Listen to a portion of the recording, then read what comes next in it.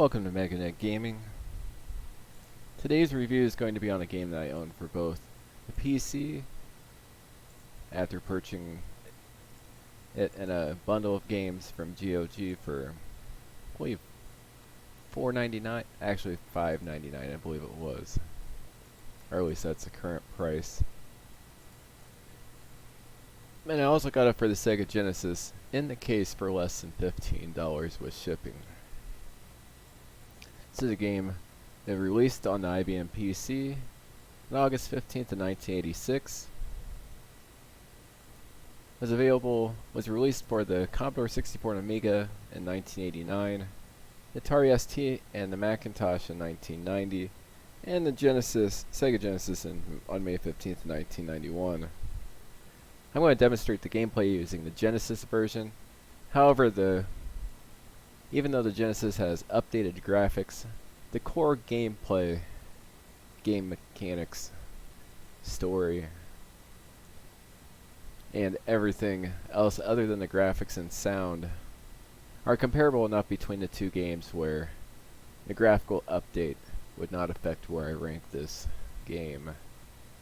So the ranking applies to both the PC and the Sega Genesis version, but just keep in mind the Genesis version does have updated graphics.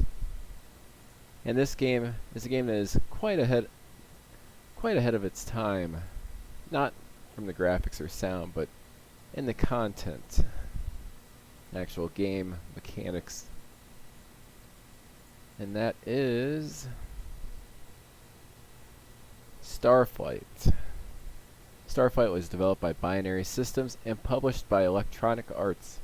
Back when Electronic Arts actually published artistic games instead of just trying to shake down people with microtransactions for substandard garbage heaved at the mass populace.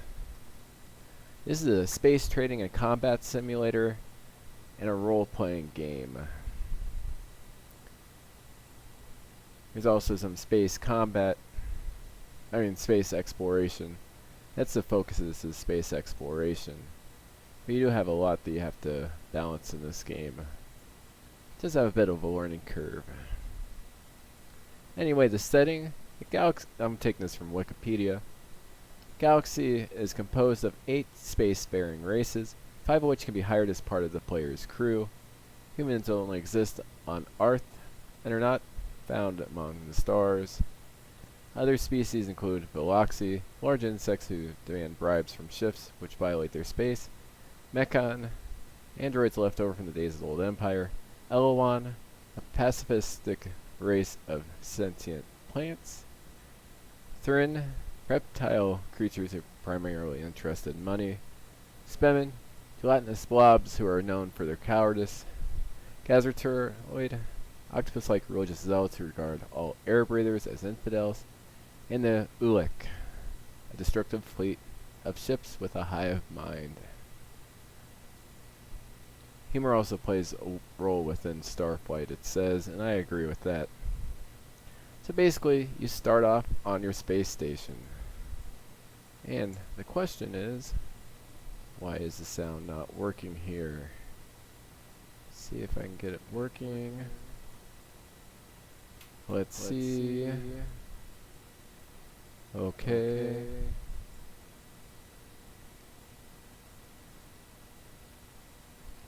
Alright, I'm going to load up the game, demonstrate a little bit of it.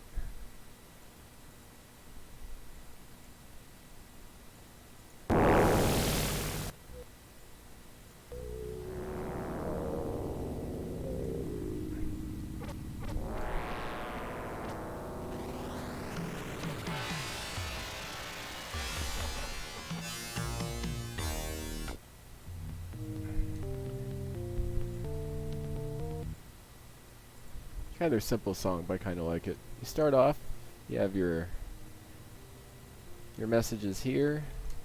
It gives you different quests to complete. It tells you what your goal is in the game. And here's where you you add your personnel.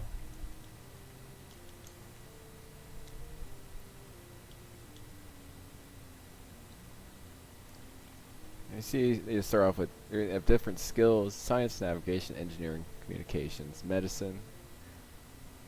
And you can assign them a role. So we'll start off with this guy. Oops, wrong button. Assign. Since navigation seems to be his strong point, but also engineering. You need to add another one. There we go. Egic. Just random letters, and got something that resembles a name that can be spoken. Android. No, we don't need Android.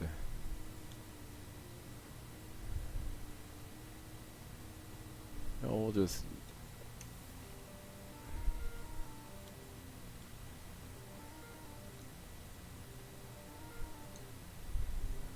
Let's go out on the space really quick. Oh yeah, that's where you buy and sell stuff. There's a lot of mining and space exploration. You have to make sure you keep track of your fuel. And it's not an instant game. Oh, I gotta name my ship.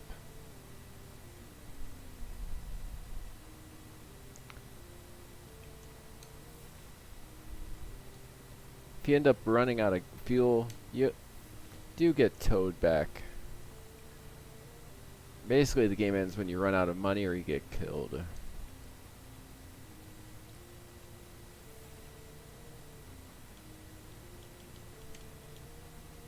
Good enough name for me. Let's see.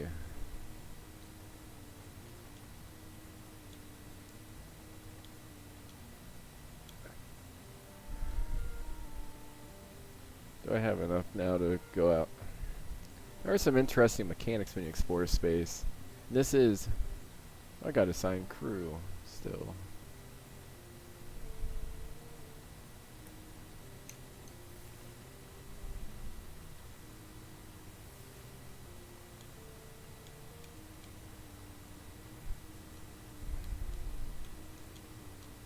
There we go. Horrible crew.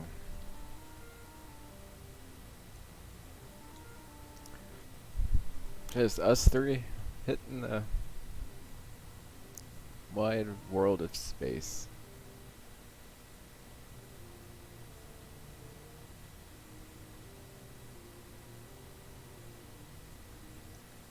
Thought I was going to sneeze there, so let's get into there.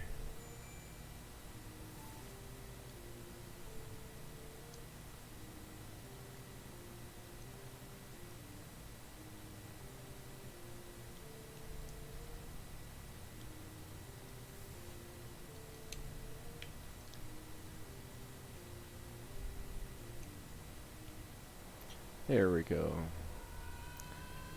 This little interesting screen. You do have to keep orbit in mind.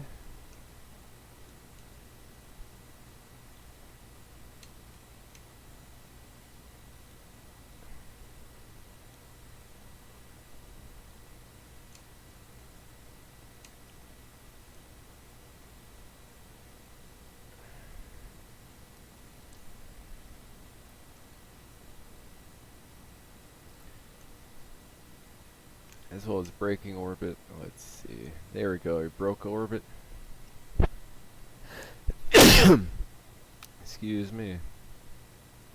Let's say I want to land on this planet. Do I have to get close enough where I can get into orbit?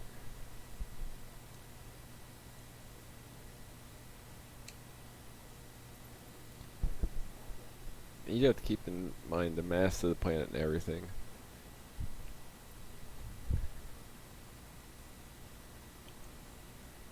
Okay. I can land on the planet, so let's land here to demonstrate this. Oops. It's not where we wanted to land, that's for sure.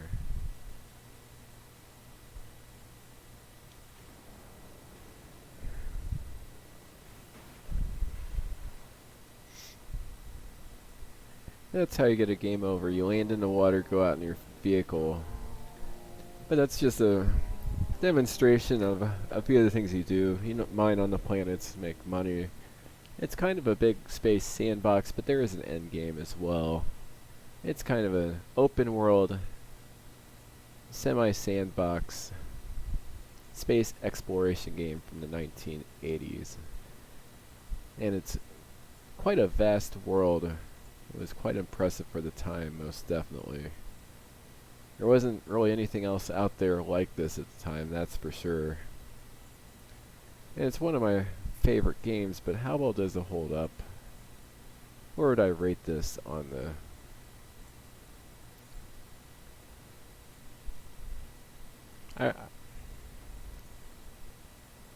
the gameplay? It does have a learning curve, but once you get the gameplay mechanics down, it's a game you could spend dozens upon dozens of hours exploring in. Everything in the game works as it should. It's just the learning curve is a bit steep. There's quite a variety of creatures in space, given the time period this was created, but it can get a bit repetitive from time to time, because there's only so many creatures. This is much like an 80s version of No Man's Sky, except the game mechanics work, and without all the bugs. And it's also in a 2D perspective instead of a huge 3D world. It is one of those classic games I do recommend everybody checks out.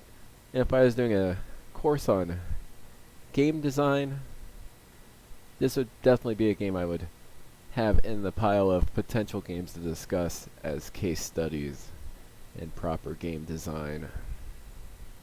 So where am I going to put this on our list?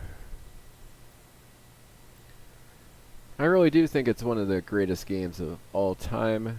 It's if you can get past the graphics, if this game is older than you are, or you weren't playing games at the time, if you can look past the simplistic graphics, it's quite an immersive game that's well done.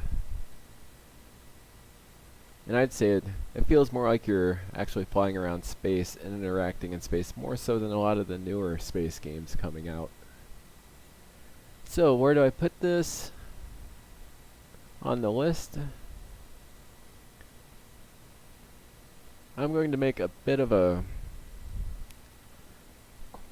I'm going to give it a gold egg. So in the second tier of the must-have games. And I'm debating, I think I'm going to do it. I really do believe this is a better game. Once you look past the graphics and look at the core gameplay elements, the game design, and how well that's implemented, as well as the replayability, I do believe this is a better overall game than Morrowind. So I'm going to put it right below The Longest Journey and right above Morrowind on our list. You can get either the PC version, the Sega Genesis version, and from what I've read, the Amiga version is quite good as well. But I can only speak for the PC and Sega Genesis versions. If you can pick them up, both are dirt cheap, especially the PC version. Like I said, I got complete in-box Starflight I for the Genesis for less than $15 with shipping on eBay. It's a steal at that price.